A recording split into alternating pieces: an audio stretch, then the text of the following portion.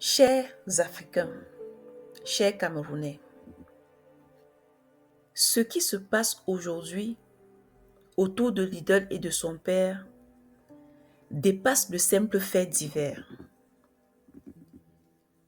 Il s'agit là d'un choc pour chacun d'entre nous, non seulement à cause de l'horreur des actes reprochés, mais aussi par le silence qui les entoure.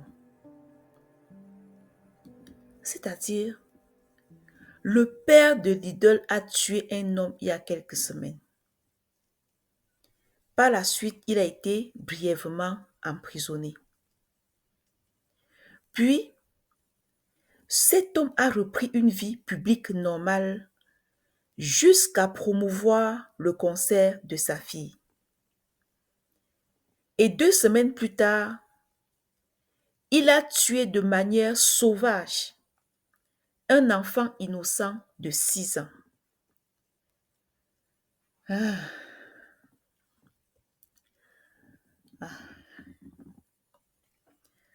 Vous savez, ce qui dérange, c'est que l'idole savait que son père avait déjà tué. Malgré cela, elle ne s'est pas exprimée. Elle n'a pas pris ses distances publiquement et a laissé son père s'exprimer à ses côtés comme si de rien n'était.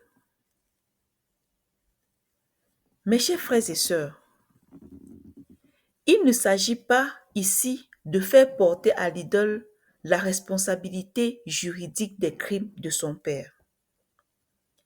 Ce serait injuste. Mais vous êtes d'accord avec moi que l'opinion publique a aussi besoin de repères éthiques.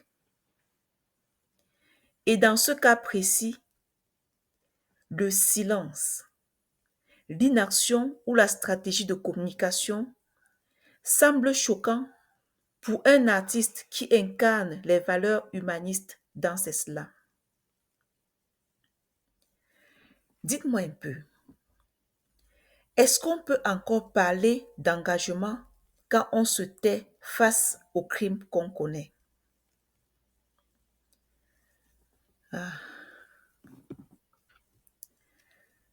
Aujourd'hui, je pense aux familles des victimes. Je pense à cet enfant de 6 ans dont la vie a été volée pour une querelle entre adultes au bar et à toutes les personnes qui espéraient voir en l'idole une voix de conscience. Que la justice soit faite et que celles et ceux qui ont vu, su ou couvert par silence, volontaire ou non, prennent aussi la mesure de leur position dans l'espace public. Vous savez, quand on parle au nom des autres, on a un devoir de vérité.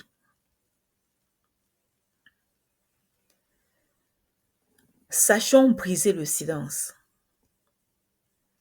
Dénonçons les criminels, quels qu'ils soient, même quand ce sont les nôtres.